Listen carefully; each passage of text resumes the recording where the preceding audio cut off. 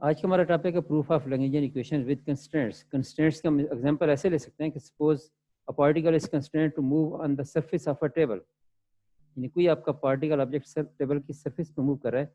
इसके लिए हमारे पास क्या होगी, it has 2 degrees of freedom, और उनका हम उनकी जनरलाइजेशन इस तरह कर सकते हैं, जनरलाइज कोऑर्डिनेट्स उनके हम यूज़ कर सकते हैं Q1 एंड Q2, जो कि जनरलाइज कोऑर्डिनेट्स हम पहले स्टडी कर चुके हैं कि आपस में क्या होते हैं, इंडिपेंडेंट होते हैं। और इन पे हमारे पास ये ऑब्जेक्ट पे जो फोर्सेस हैं, मेन फोर्सेस, जो 2 फोर्सेस अप्लाई हो रही हैं। एक फोर्स क्या है हमारे पास, फोर्स ऑफ कंस्ट्रेंट है। फोर्स ऑफ कंस्ट्रेंट से मुराद क्या है कि वो फोर्स जो पार्टिकल को या ऑब्जेक्ट को टेबल की सरफेस पे मूव कर रही है। उसी तरह जिस तरह यहाँ पे एग्जांपल वही बीड वाली है, Beed on a wire, Beed on a wire, the constraining force is the normal force of the wire on the Beed. ये बात याद रखें, ये फोर्स नॉर्मल फोर्स होती है बीड पर। बीड पर नॉर्मल फोर्स इस तरह है कि वो उसे ऊपर नीचे मूव नहीं होने देती, कंट्रोल करके रखती है। क्या मुराद है कि अलोंग द वायर तो बीड मूव कर सकता है, लेकिन अपवर्ड या डाउनवर्ड मूव नहीं कर सकता। वर्टिकल टू द वायर वो बीड है मूव नहीं कर सकती, only along the Beed motion होगी उसकी। तो इसी तरह for the atoms in rigid body, किसी आप रिजिड बॉडी का एग्जांपल लेते हैं तो उनकी रिजिड बॉडी में जो कंस्ट्रेनिंग फोर्स हैं, those are intratomic forces that hold the atoms in place within the body. कि किसी रिजिड बॉडी में जो आपके एटम्स हैं उन्हें जो फोर्सेस, इंट्राटॉमिक फोर्सेस जो लोकेशंस पे, लैटिस साइड्स पे मेंटेन रखती हैं, होल्ड करती हैं उसे, तो वो फोर्स क्या होंगे, फोर्स ऑफ कंस्ट्रेंट्स। वो फोर्सेस कौन सी, इंट्राटॉमिक forces. In general, the force of constraints are not necessarily conservative, यानी मोस्टली ये कंजर्वेटिव नहीं होंगी।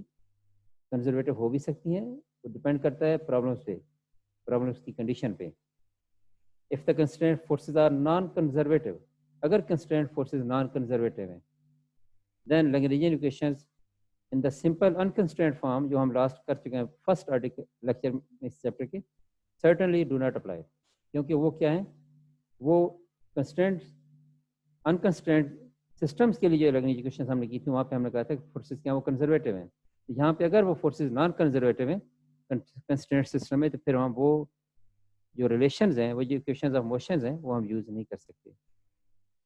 उसके बाद जो सेकंड फोर्स अप्लाई हो रही है, अगर हम उसके लिए जो कंस्ट्रेंट फोर्सेस हैं, उन्हें हम कंस्ट्रेंट फोर्सेस को हम सिंबल उनके लिए यूज़ करेंगे रिलेशंस आगे टॉपिक में, इसमें एफ कंस्ट्रेंट, एफ जो लोअर केस में यहाँ पे पास CSTR, ये बेसिकली इसके लिए कंस्ट्रेंट फोर्सेस के लिए, तो एफ कंस्ट्रेंट, ये हम सिंबल यहाँ पे यूज़ करेंगे कंस्ट्रेंट फोर्सेस को इस आर्टिकल और नेक्स्ट आर्टिकल्स में रिप्रेजेंट करने के लिए। जो सेकंड फोर्स है, सेकंड फोर्स वो कौन सी हैं, और all other non constraint forces. अब वो दूसरी नॉन कंस्ट्रेंट फोर्सेस हैं। कंस्ट्रेंट फोर्स वो है जो ऑब्जेक्ट को किसी भी खास डायरेक्शन में मूव करने का पाबंद करती है, जबकि बाकी जो फोर्सेस हैं उसके अलावा वो अनकंस्ट्रेंट फोर्सेस भी उस पर एप्लीकेबल होंगी on that particle which is we have consider in our example. और मेनली जो है एक मेन अनकंस्ट्रेंट फोर्स कौन सी, force of gravity. These are forces with which we are usually concerned in practice. अब यहाँ पे इसके लिए हम यूज कर लेते हैं नॉन कंस्ट्रेंट फोर्सेस के लिए हम सिंबल यूज करेंगे एफ।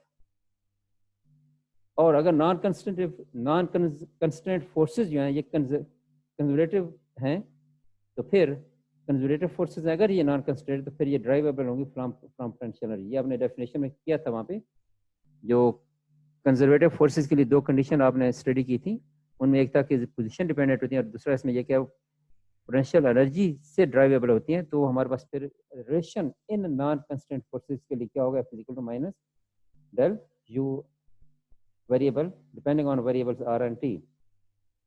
यानी बाज़ का ये जनरल रिलेशन में रखते हैं कि पोटेंशियल एनर्जी के लिए potential energy depends on variables R and T, लेकिन in most cases potential energy है वो सिर्फ पोजीशन पे डिपेंड करती है, टाइम पे डिपेंड नहीं करती, सिर्फ पोजीशन पे। क्योंकि हम देखते हैं कि पोटेंशियल एनर्जी क्या है, रिलेटिव होती है, रिलेटिव मेजरमेंट होती है पोटेंशियल एनर्जी की with respect to some reference point. तो इस तरह हमारे पास जो टोटल फोर्स है वो क्या हो जाएगी, total force will be is equal to force of constraints plus force of unconstraint forces, constraint forces plus unconstraint forces. जब हम फोर्सेस हमने फाइंड कर ली, उसके बाद हमारे पास जो लैग्रेंजियन रिलेशन है, बेसिक हमारे पास क्या होता है, Lagrangian is equal to T minus U, Lagrangian function जो है हमारे पास, ये हमारे पास है। और इसमें जो पोटेंशियल एनर्जी है that is for unconstrained forces only. Lagrangian function में या लैग्रेंजियन के लिए जो पोटेंशियल एनर्जी हम यूज करते हैं, उस रिलेशन में ये पोटेंशियल एनर्जी क्या होती है, ये अनकंस्ट्रेंट फोर्सेज के लिए होती है।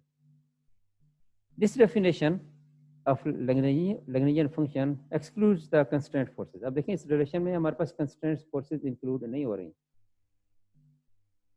तो इसमें यानी हमें एलिमिनेट करना पड़ेगा Lagrangian इक्वेशंस के लिए जो constraint forces का इफेक्ट है, या constraint systems के लिए जो फोर्सेज हैं वो हमें यहाँ से एलिमिनेट करनी पड़ेंगी Lagrangian फंक्शन के लिए। अब हम देखते हैं कि एक्शन इंटीग्रल क्या होगा, जिस तरह हमने स्टार्ट में भी किया था। एक्शन इंटीग्रल हम यूज करते हैं मूवमेंट को स्टडी करने के लिए। The action integral in stationary at the right path, ये हम उसी तरह करना जिस तरह हमने कैलकुलस ऑफ वेरिएशन में किया था। Consider 2 points r1 and r2 through which the particle passes at the time t1 and t2। ये दो लोकेशंस है हमारे पास, इनिशियल और फाइनल। r1 और 2 से हम रिप्रेजेंट करें इन लोकेशंस को, और इन दोनों लोकेशंस पे टाइम t1 और t2 पे हमारा पार्टिकल जो है वो एग्जिस्ट करेगा। ये RT जो है हमारे पास, RT जो है राइट पाथ के लिए हम ले रहे हैं, जो हमारा राइट पाथ है दैट इज, या एक्चुअल पाथ है, उसको हम RT से रिप्रेजेंट कर रहे हैं पोजीशन को। And our particle follows between 2 points R1 and R2। अब हम एक नेबरिंग पाथ लेते हैं जिसे हम कैपिटल RT शो करें, जो कि हम इसे रॉन्ग पाथ कंसिडर कर लेते हैं between same 2 points, initial and final point, इन्हीं दो पॉइंट्स के दरमियान। यानी T1 और T2 पे ये दोनों पाथ क्या करेंगे, आपस में ओवरलैप करेंगे। T1 और T2 पे एट टाइम T1 और टाइम T2 दोनों पाथ जो है इंटरसेक्ट करेंगे। तो इस तरह हमारे पास जो ये रॉन्ग पाथ है, ये 2 पाथ से हट कर, इस तरह हमने कैलकुलस वेरिएशन में किया था। इसमें देखें R capital RT is equal to RT, या RT स्मॉल RT जो है ये 2 पाथ के लिए या राइट पाथ के लिए, बस एप्सिलॉन T जो है ये बेसिकली डेविएशन है from right to wrong path. Epsilon T जो है ये infinitesimal vector that is pointing from RT right path to the corresponding point at capital RT wrong path. यानी राइट पाथ से wrong path की तरफ ये जो है हमारे पास एक वेक्टर है जिसे हमने एप्सिलॉन T से रिप्रेजेंट किया। ये बेसिकली तो राइट और रॉन्ग की जो डेविएशन है वो दिखा रहा है हमें। अब हम ये देखते हैं कि ये जो हमारा जो पार्टिकल है that the both of the points RT and RT lie in the, ये बढ़िया इंप्लीकेशन है कि हमारे पास ये दोनों पॉइंट्स जो हैं, आपके पास दोनों पाथ बेसिकली होना चाहिए। दोनों पाथ्स जो हैं ये बेसिकली हमारे पास कहाँ पे हैं, उस पे जो सरफेस है, सरफेस पे एग्जिस्ट करते हैं, एक ही प्लेन में एग्जिस्ट करते हैं, यानी सेम सरफेस से। इसका फिर मतलब ये होगा कि जो डेविएशन है एप्सिलॉन T ये भी उसी सरफेस पे होगी, ठीक है ना। जब आपके दोनों पाथ, यानी आप पेंसिल से लाइन ड्रा कर रहे हैं, एक स्मॉल RT से कैपिटल RT से, जो दोनों इनिशियल और फाइनल पॉइंट्स के दरमियान पाथ को रिप्रेजेंट कर रहे हैं, तो राइट से जो रॉन्ग पाथ की तरफ डेविएशन होगी वो भी उसी प्लेन पे होगी, उसी सरफेस पे होगी। Now since both RT and RT go through the same and points, ये जिस तरह पहले हम डिस्कस कर चुके हैं, ये दोनों सेम एंड पॉइंट से क्योंकि पास थ्रू होते हैं, राइट पाथ और wrong path at time T1 and time T2। इसका मतलब यह है कि इन दोनों पॉइंट्स पे T1 और T2 के लिए हमारे पास जो डेविएशन है वो क्या होगी, 0 होगी। Epsilon T will be equal to 0। अब हम एक्शन इंटीग्रल देखते हैं इस लैग्रेंजियन फंक्शन के लिए, जो रॉन्ग पाथ है इसके लिए। रॉन्ग पाथ के लिए हमारे पास एक्शन इंटीग्रल क्या होगा, S equal to line integral of Lagrangian function for variables R dot and T dt। ये बेसिकली R और R डॉट जो है ये बेसिकली रिप्रेजेंट कर रहे हैं रॉन्ग पाथ को। इसके अलावा हम एक्शन इंटीग्रल देखेंगे। This action integral is taken along any path RT lying in the constraining surface. ये बात याद रखें, जिस हम टेबल सरफेस के बना है, जिस सरफेस पर पार्टिकल ये मूव कर रहा है, that surface is constraining surface, क्योंकि उसने बाउंड किया हुआ पार्टिकल को उस सरफेस के ऊपर मूव करने के लिए। and by s naught the corresponding integral taken along the right path. तो s naught जो है ये right path के along है और जो s line integral है वो wrong path के along है. So we have to prove that the line integral s is stationary for variation of the path pt when rt is equal to rt or equivalently, or when difference या deviation जो है that is equal to epsilon is equal to 0. यानी हमने ये यहाँ पे prove करना है कि जो इंटीग्रल s है रॉन्ग पाथ के लिए that is stationary for variation of rt wrong path rt जब ये दोनों आपस में क्या इक्वल होंगे या फिर डेविएशन क्या है वो 0 है, एप्सिलॉन जो है that is 0. दूसरा में से जनरल रिलेशन किस तरह कर सकते हैं, जो डेविएशन इन दोनों राइट और रॉन्ग पाथ में इस तरह रिप्रेजेंट कर सकते हैं. Another way to say this is that the difference in the action integrals. यानी एप्सिलॉन तो हमारे पाथ की डेविएशन या डिफरेंस को दिखा रहा है ना, जो लाइन इंटीग्रल के लिए डिफरेंस होगा हमारे पास फिर क्या होगा delta S equal to S minus S not.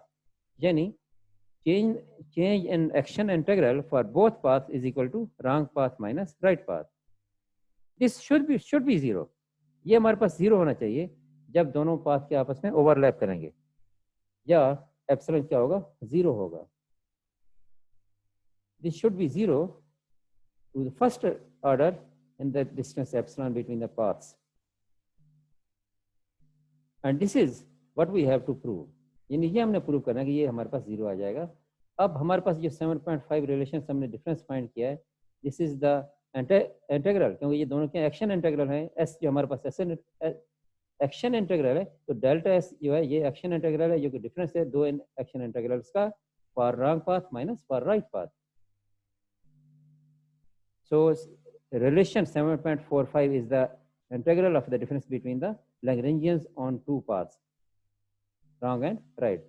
तो हम लैग्रेंजियन फंक्शन का डिफरेंस लेंगे, यानी एक्शन इंटीग्रल का डिफरेंस बेसिकली क्या होगा, लैग्रेंजियन फंक्शन का डिफरेंस होगा. Then delta L will be equal to Lagrangian for wrong path minus Lagrangian for right path. अगर हम सब्स्टिट्यूट करें, हमारे पास जो बेसिक रिलेशन है कि R T is equal to small R T plus epsilon T, basically क्या, wrong path will be equal to right path plus deviation. अगर हम इसे इसमें पुट करते हैं 7.46 रिलेशन में, तो हमारे पास क्या होगा, लैग्रेंजियन और ये राइट पाथ के लिए जो लैग्रेंजियन है that will be equal to kinetic energy minus potential energy. और काइनेटिक एनर्जी हमारे पास सिंपल है, किसी भी लीनियर मूवमेंट के लिए, लीनियर मोशन के लिए हाफ एम वी स्क्वायर. यहाँ वेलोसिटी क्या है, आर डॉट स्क्वायर, डिस्प्लेसमेंट का rate of change of displacement का square minus potential energy. Then हमारे पास रिलेशन जो है ये 7.46 क्या आ जाएगा, that will be equal to delta is equal to half M. ये यहाँ पे रॉन्ग पाथ के लिए रिलेशन लैग्रेंजियन नहीं लिखो, आप लिख सकते हैं कि Lagrangian for wrong path that will be equal to kinetic energy minus potential energy that will be equal to half M. वहाँ पे आर डॉट स्क्वायर नहीं होगा बल्कि आर डॉट प्लस ये कैपिटल आर डॉट स्क्वायर होगा. Wrong path के लिए capital R dot square की वैल्यू पुट कर दीजिएगा, R plus epsilon whole square minus potential energy having variables R T. तो यहाँ पे रॉन्ग पाथ के लिए जो वेरिएबल पोजीशन वेरिएबल है आर, ये स्पेशल वेरिएबल आर है, वो क्या होगा फिर आर प्लस एप्सिलॉन होगा, क्योंकि कैपिटल आर होना है ना यहाँ पे पोटेंशियल एनर्जी के लिए. तो ये वैल्यूज आपने कैपिटल आर की यहाँ पुट कर देंगे. Then difference between Lagrangian will be equal to difference of kinetic energy of wrong path minus kinetic energy along right path minus difference of potential energy along wrong path for wrong path minus potential energy for right path. इन आप थोड़ा सा simplify कर लेंगे, तो हमारे पास ये simplify करेंगे तो ये स्क्वायर वाली टर्म्स हम अलग कर लेंगे. जो स्क्वायर के बगैर टर्म्स आएंगी वो पहली टर्म यहाँ से आपके पास आएगी M R dot epsilon dot. ये बेसिकली आपके पास 2ab वाला जो टर्म है वो यहाँ पे आ रही है, minus epsilon dot del U. Epsilon dot del U basically आपके पास यहाँ से आएगा, और प्लस ओ एप्सिलॉन स्क्वायर. ये बेसिकली ओ हमने यहाँ पे एक सिंबल लिया है, जो हमारे पास स्क्वायर वाली तमाम टर्म्स हैं वो इस last term O epsilon square में आ गई. Where epsilon square denote terms involving squares at higher powers of epsilon and epsilon dot. अब हम दोबारा डिफरेंस की तरफ जाते हैं 7.45 की तरफ. तो हमारे पास क्या है, delta is equal to S minus S dot. तो ये S minus S dot basically क्या होगा, लैग्रेंज यानी फंक्शन का डिफरेंस होगा, तो हमारे पास रिलेशन ये क्या बन जाएगा, delta S will be equal to line integral of delta L D T. यहाँ पे डेल्टा एल की वैल्यू पुट कर दीजिएगा तो आपके पास ये लाइन इंटीग्रल इसके लिए आ जाएगा। अब इसमें आपके पास दो टर्म्स हैं, ये फर्स्ट टर्म और सेकंड टर्म, दो इंटीग्रल का ये डिफरेंस है। तो फर्स्ट टर्म इन रिलेशन 7.47, इसकी जो फर्स्ट टर्म है इसे हम इंटीग्रेट करते हैं बाई पार्ट्स। सिंपल है, आप बाई पार्ट्स इंटीग्रेशन कर लीजिएगा। बाई पार्ट्स इंटीग्रेशन करेंगे, और दूसरी बात आपने ये ध्यान में रखनी, जब बाई पार्ट्स इंटीग्रेशन करेंगे तो एंड पॉइंट्स पे हमारे पास एप्सिलॉन क्या हो जाता है, जीरो हो जाता है। हमारे पास ये वैल्यू कुछ इस तरह आ जाएगी, epsilon dot M R double dot plus epsilon dot minus epsilon dot del U. तो हमारे पास ये रिलेशन होगी। फर्स्ट टर्म इसकी इंटीग्रेशन बाई पार्ट्स करेंगे फर्स्ट टर्म को, तो उसकी जो फर्स्ट टर्म आएगी वो जीरो हो जाएगी, और सेकंड टर्म के साथ आपके पास माइनस आ गया, तो minus epsilon dot M R double dot minus यहाँ से एप्सिलॉन डॉट हम कॉमन ले लेते हैं, माइनस भी कॉमन ले लेते हैं। तो हमारे पास जो डिफरेंस है, difference of line integral between two paths, this will be equal to this one relation 7.48। ये हमारे पास आ जाएगी रिलेशन। अब हमने ये देखना है कि the right path that satisfies Newton second law, जो राइट पाथ हमारे पास न्यूटन सेकंड लॉ को सेटिस्फाई करता है, क्योंकि हमारे पास जो न्यूटन सेकंड लॉ उसके लिए एप्लीकेबल है। Therefore the term M R double dot is the total force. M R double dot का मतलब क्या है, ये हमारे पास by definition M mass into acceleration, और ये क्या हमारे पास न्यूटन सेकंड लॉ के अकॉर्डिंग ये टोटल फोर्स है। So total force will be equal to conservative force of constraints, conservative नहीं बल्कि non conservative force of constraints plus force of unconstraint system. और इसी तरह हमारे पास कंस्ट्रेंट फोर्सेस के लिए क्या है, उसके लिए कंजर्वेटिव फोर्स के लिए डेल जी इक्वल टू क्या होता है, माइनस एफ के, यानी आप रिलेशन 7.48 हमारे पास आ जाएगा। यहाँ पे आपके पास एम आर डबल डॉट हमारे पास टोटल फोर्स होगी, एफ कंस्ट्रेंट्स प्लस एफ और प्लस डेल यू क्या हो जाएगा, माइनस एफ। तो 7.48 से हमारे पास रिलेशन क्या बच जाएगा, बाकी delta S will be equal to minus integral of epsilon dot F constraint, क्योंकि ये एफ और ये माइनस एफ जो डेल्टा यू पे जैसा रहा है उससे कैंसिल हो जाएगा। तो ये दो वैल्यूज आपने वहाँ पे पुट करनी है एम आर डबल डॉट के लिए, ये value F constant plus F, और डेल यू के लिए आपने पुट करना माइनस एफ, तो एफ से कैंसिल हो जाएगा, बाकी एफ कंस्टेंट रह जाएगा। लेकिन अगली बात क्या है, जो सबसे अहम बात है कंस्टेंट फोर्सेज के लिए, द कंस्टेंट फोर्सेज, जो भी कंस्टेंट फोर्स होगी किसी ऑब्जेक्ट पे, that is normal to the surface, यानी सरफेस पे परपेंडिकुलर होगी। फॉर एग्जांपल आपकी बीड मूव कर रही है वायर पे, तो वायर से परपेंडिकुलर होगी, नॉर्मल होगी अलोंग बीड, क्योंकि बीड को ऊपर नीचे वो पाबंद रखती है। इसी तरह जो टेबल पे आपका पार्टिकल मूव कर रहा है, तो उस पर भी ये कंस्टेंट फोर्स नॉर्मल होगी। नॉर्मल से मुराद यह है कि उसे ऊपर या नीचे मूव नहीं होने देगी। हाँ, नीचे तो टेबल है, अलबत्ता ये हो सकता है कि आपका पार्टिकल ऊपर जंप कर जाए, लेकिन उसे ऊपर से जंप करने से भी हम उस तरह सैंडविच कर देते हैं कि ऊपर सरफेस और रख देते हैं, ताकि वो इस तरह की कोई कंडीशन, कोई इस तरह की चीज़ें ना हो। Constant forces normal to the surface, जब ये कंस्टेंट फोर्सेस सरफेस के ऊपर नॉर्मल है। और दूसरी बात ये आपके पास जो डॉट प्रोडक्ट में एप्सिलॉन है, एप्सिलॉन हम पहले डिस्कस कर चुके हैं, एप्सिलॉन हमारा क्या है, सरफेस पर है। एप्सिलॉन जो है दोनों पास का जो डिफरेंस है ये सरफेस पर है, सरफेस की प्लेन पर है जिस प्लेन में ऑब्जेक्ट मूव कर रहा है, और एफ कंस्टेंट ये सरफेस के ऊपर क्या है, परपेंडिकुलर है। So this dot product will be equal to zero, यानी दो परपेंडिकुलर वेक्टर्स का जो डॉट प्रोडक्ट होगा अगर वो क्या होगा, जीरो होगा। Therefore, E dot F constant is equal to 0. Thus, we have proved that delta S is equal to 0. तो ये हमने प्रूव कर दिया कि डेल्टा S हमारे पास क्या आ गया, 0. This is the action integral is stationary.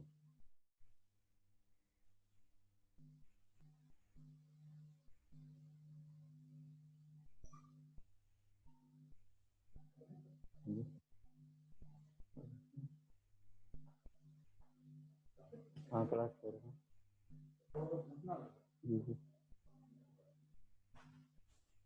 हम लोग ये कर रहे हैं, उस दिन आपसे डिस्कस किया था, हम इसी से बना रहे हैं। तो इसमें लिखा हुआ है 2 आवर्स के लिए 60 डिग्री सेंटीग्रेड पे स्ट्रीम करनी है। तो सर हम लोग अमाउंट ज़्यादा कम कर सकते हैं? कर सकते हैं। तो इसमें दिया था 1 ग्राम,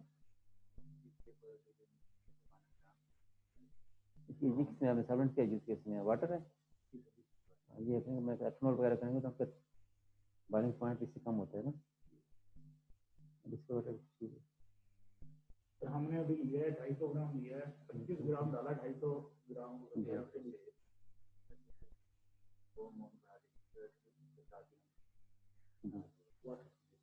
ठीक है।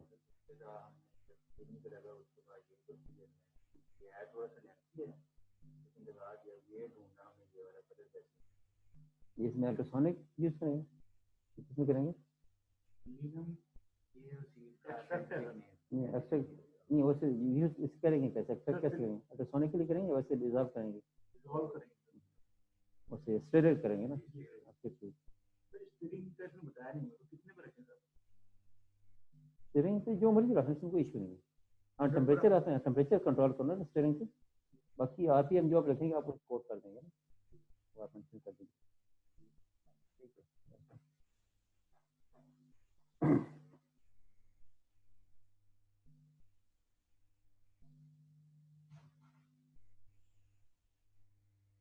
यहाँ पे बेटा हमारे पास यहाँ पे ये टॉपिक, हम यहाँ पे डेल्टा एक्स जो है लाइन इंटीग्रल के दरमियान डिफरेंस जो है वो हमारे पास 0 आएगा, तो इसका मतलब क्या होगा कि action line action integral is stationary at the right path. अब हम इसकी देखते हैं, ये हमारा टॉपिक यहाँ पे कंप्लीट होगा। हमने अनकंस्ट्रेंट सिस्टम्स के लिए हमने फाइंड कर दिया कि डेल्टा एक्स हमारे पास क्या होगा, 0 होगा। तो अब हम देखते हैं इसकी जो लैग्रेंजियन इक्वेशंस हैं इनकी एप्लीकेशंस देख लेते हैं। एप्लीकेशंस में एक मिनट में दोबारा कनेक्ट करता हूँ, फिर दरम्यान में डिस्कनेक्ट हो जाएगा। यहाँ पे हम इसको वाइंड अप कर देते हैं इस टॉपिक को। नेक्स्ट टॉपिक हमारा होगा applications of Lagrangian equations with constraints and unconstrained forces.